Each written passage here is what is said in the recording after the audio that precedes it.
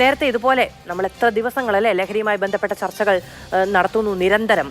അന്ന് എക്സൈസ് മന്ത്രി പറഞ്ഞൊരു കാര്യം, ലഹരി ഉണ്ടായിട്ടല്ലേ ഇത്രമേൽ അവൈലബിൾ ആയതുകൊണ്ടല്ലേ വിദ്യാർത്ഥികളടക്കം അതിലേക്ക് പോകുന്നത് എന്ന് ചോദിക്കുമ്പോൾ അത് ഒന്ന് തിരിച്ചും കാണാവുന്നതാണ്. ആവശ്യമുള്ള ആളുകളിലേക്കാണ് ലഹരി എത്തുന്നത് എന്ന നിലയ്ക്കും കാണേണ്ടതുണ്ട് എന്നുള്ളത്.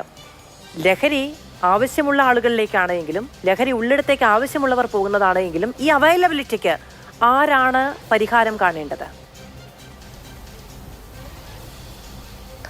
ഇതിൽ ഞാനൊരു കാര്യം പറയാം.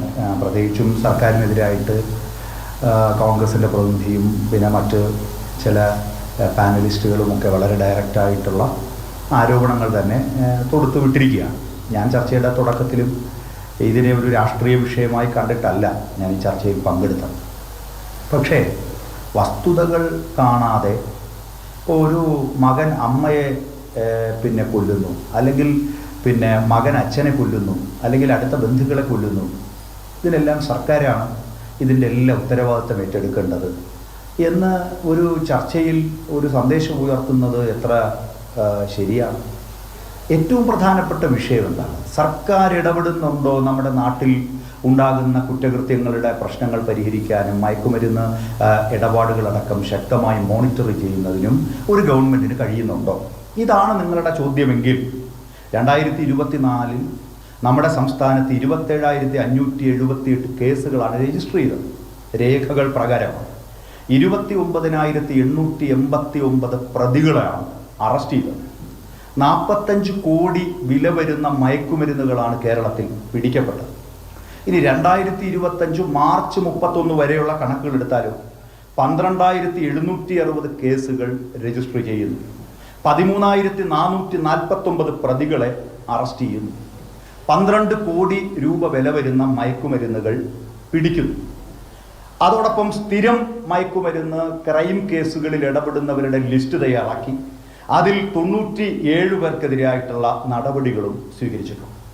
ഇനി ഇതുപോലെ രജിസ്റ്റർ ചെയ്യുക മാത്രമാണോ അതോ കുറ്റവാളികൾക്ക് അർഹമായ ശിക്ഷ ഉറപ്പുവരുത്തുന്നുണ്ടോ എന്നും നമുക്ക് അന്വേഷിക്കാം. കണക്കുകൾ പ്രകാരം ഇപ്പോൾ നാഷണൽ ലെവലിലെ കൺവിക്ഷൻ റേറ്റ് കേരളത്തിൻ്റെ അനുഭവം പരിശോധിച്ചാൽ കേരളത്തിൻ്റേത് 98.19% കൺവിക്ഷൻ റേറ്റ്, അഥവാ കുറ്റവാളിക്ക് ശിക്ഷ ഉറപ്പുവരുത്തിയത്.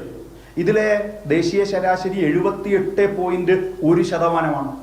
ഇപ്പോൾ വീണ പിന്നെ കോൺഗ്രസിൻ്റെ ബഹുമാനിയായിട്ടുള്ള പ്രതിനിധി കേരളത്തിൽ ഒരു ഇടപെടലും നടക്കുന്നില്ല, എല്ലാം സർക്കാരാണ് ഉത്തരവാദി എന്ന് പറയുമ്പോൾ നിങ്ങൾ കൺവിക്ഷൻ റേറ്റ് മാത്രം പരിശോധിക്കുക.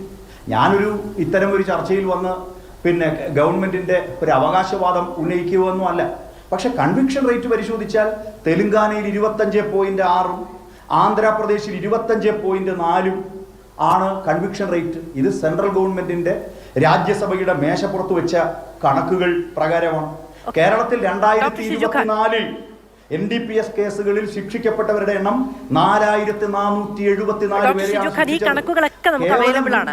അത് മുഖ്യമന്ത്രിയുടെ ഓഫീസിൽ നിന്നടക്കമുള്ള വിവരങ്ങൾ മാധ്യമങ്ങളിലേക്ക് വരുന്നതാണ്. അതുകൊണ്ടാണ് ഈ ചർച്ചയുടെ തുടക്കത്തിൽ തന്നെ ഈ വിവരങ്ങളുടെ ഒക്കെ അടിസ്ഥാനത്തിലാണ് നമ്മൾ എഫോർട്ട് എടുക്കുന്നുണ്ട് എന്ന് ഞാൻ പറഞ്ഞത്. ഞാൻ അങ്ങനെ തന്നെയാണ് അത് പറയാൻ കാരണം. പക്ഷെ നോക്കൂ, അങ്ങ് തന്നെ ചൂണ്ടിക്കാണിച്ചതുപോലെ 2024 ഒരൊറ്റ നിമിഷം ഇതും കൂടെ കൂട്ടി പറഞ്ഞോളൂ 2024 27,000 കേസുകളാണ് രജിസ്റ്റർ ചെയ്യപ്പെട്ടതെങ്കിൽ 25-ൽ 3 മാസം കൊണ്ട് ഏറെക്കുറെ അതിന്റെ പകുതി കേസുകൾ. നോക്കൂ, നഷ്ടക്കച്ചവടത്തിന് നിൽക്കുന്ന ഒരു മാഫിയ അല്ല ലഹരി മാഫിയ എന്ന് പറയുന്നത്. 45,000 അല്ലെങ്കിൽ 12 കോടിയുടെ ലഹരി മരുന്ന് പിടിക്കപ്പെട്ടിട്ടുണ്ട് എങ്കിൽ കച്ചവടം പൂട്ടിപ്പോവുകയല്ല ചെയ്യുന്നത്. ഇവിടെ അതിനേക്കാൾ 1000 ഇരട്ടി മൂല്യമുള്ള ലഹരി മരുന്ന് വിൽക്കാൻ കഴിയുന്നുണ്ട് എന്ന ആത്മവിശ്വാസത്തിലാണ് ഇത് വീണ്ടും വീണ്ടും വർദ്ധിക്കുന്ന തോതിന്റെ കണക്കാണ് അങ്ങ് പറഞ്ഞത്. 45 കോടിയുടേതാണ് 2024 പിടിച്ചതെങ്കിൽ 12 കോടിയുടേതാണ് ഈ 3 മാസം കൊണ്ട് പിടിച്ചിട്ടുള്ളത്. അപ്പോ വിറ്റഴിക്കുന്നത് എത്രയായിരിക്കും? ഇല്ലാതെ ഇല്ലല്ലോ. ആ ആത്മവിശ്വാസം ഉണ്ടോ? ഞാൻ പറഞ്ഞത് അല്ല മാധു, നിങ്ങളുടെ ആശങ്കകളും അല്ലെങ്കിൽ നിങ്ങൾ സ്വാഭാവികമായും സമൂഹത്തിൻ്റെതായി ഉയർന്നു വരുന്ന ആശങ്കകൾ നിങ്ങൾ രേഖപ്പെടുത്തുന്നതിൽ ഞാൻ ഒരു വിയോജിപ്പ് രേഖപ്പെടുത്തുന്നില്ല. പക്ഷെ പ്രശ്നം കോൺഗ്രസിൻ്റെ പ്രതിനിധിയും ഈ ചർച്ചയിൽ പങ്കെടുക്കുന്ന മറ്റു ചിലരും ഗവൺമെൻറ് ഇക്കാര്യത്തിൽ നിസ്സംഗത പുലർത്തുന്നു എന്ന് പറഞ്ഞതിനാണ് ഞാൻ മറുപടി പറഞ്ഞത്. 2016 ദേശീയ അടിസ്ഥാനത്തിൽ പിടിക്കപ്പെട്ടത് 2016 നിന്ന് 2025 എത്തുമ്പോൾ 16,000 കോടിയിൽ നിന്ന് 25,000 കോടി രൂപയുടെ മയക്കുമരുന്ന് ഇടപാടുകൾ രാജ്യത്ത് പിടിക്കപ്പെടുമ്പോൾ കേരളത്തിൽ അതിൻ്റെ കണക്ക് 100 കോടിക്ക് താഴെയാണ്. എന്ന് പറഞ്ഞാൽ ആ 100 കോടിക്ക് താഴെയുള്ള കണക്കുകൾ നമ്മുടെ മുന്നിൽ പരിശോധിക്കാം. പിന്നെ സിനിമാ മേഖലയിലെ പ്രശ്നങ്ങൾ നിങ്ങൾ ചൂണ്ടിക്കാണിച്ചു. ഇപ്പോൾ സിനിമാ മേഖലയിലെ പ്രശ്നങ്ങൾക്ക് പരിഹരിക്കാൻ ഗവൺമെൻറ് പ്രതിജ്ഞാബദ്ധമാണ്. ഇവിടെ പിന്നെ താഴെത്തട്ടിൽ ഇത് പിടിക്കുന്നതിനാവശ്യമായ ഇടപെടൽ ഗവൺമെൻറ് നടത്തുന്നുണ്ടോ എന്ന് ചോദിച്ചല്ലോ. ഇപ്പോൾ നമ്മുടെ കേരളത്തിൽ തന്നെ സ്കൂളുകളാകട്ടെ, കോളേജുകളാകട്ടെ, മറ്റ് സ്ഥാപനങ്ങളാകട്ടെ, ഇവിടെയെല്ലാം ശക്തമായ മോണിറ്ററിംഗ് ഇപ്പോൾ ഗവൺമെന്റിന്റെ ഭാഗമായിട്ട് വരുന്നുണ്ട്. പിന്നെ സിനിമാ മേഖലയിൽ വേറൊരു ചോദ്യമാണ് ഹേമ കമ്മിറ്റി റിപ്പോർട്ടുമായി ബന്ധപ്പെട്ട് മാധുവിൻ്റെതടക്കം ചില സ്റ്റേറ്റ്മെന്റുകൾ, ശക്തമായ വിയോജിപ്പുകൾ എനിക്ക് രേഖപ്പെടുത്തേണ്ട സ്റ്റേറ്റ്മെന്റുകളുണ്ട്. പക്ഷേ ഇനി സമയം 4 മിനിറ്റേ ഉള്ളൂ. ഇവിടെ വീണ പറഞ്ഞതും മറ്റു ചില ആളുകൾ പറഞ്ഞതും ഈ ഹേമ കമ്മിറ്റിക്കുമേൽ ഒരു നടപടിയും ഗവൺമെന്റ് എടുത്തില്ല എന്ന് പറഞ്ഞത് വസ്തുതാവിരുദ്ധമാണ്. ഹേമ കമ്മിറ്റി റിപ്പോർട്ടിന്റെ വളരെ ശക്തമായിട്ടുള്ള ഇടപെടലുകൾ ഗവൺമെന്റ് നടത്തി. നമ്മുടെ മീഡിയക്കും ചാനലുകൾക്കും താല്പര്യം ആ ഹേമ കമ്മിറ്റി റിപ്പോർട്ടിലെ ചില പോർഷനുകളാണ്. എന്താ ഹേമ കമ്മിറ്റി റിപ്പോർട്ടിന്റെ അടിസ്ഥാനം? ഇത് ഞാൻ വളരെ വ്യക്തമായി പറഞ്ഞതാണ്. സാംസ്കാരിക മന്ത്രിയോട് നേരിട്ട് ചോദിച്ച ചോദ്യത്തിന് അദ്ദേഹം നൽകിയ ഒരു മറുപടിയാണ് പറഞ്ഞത്.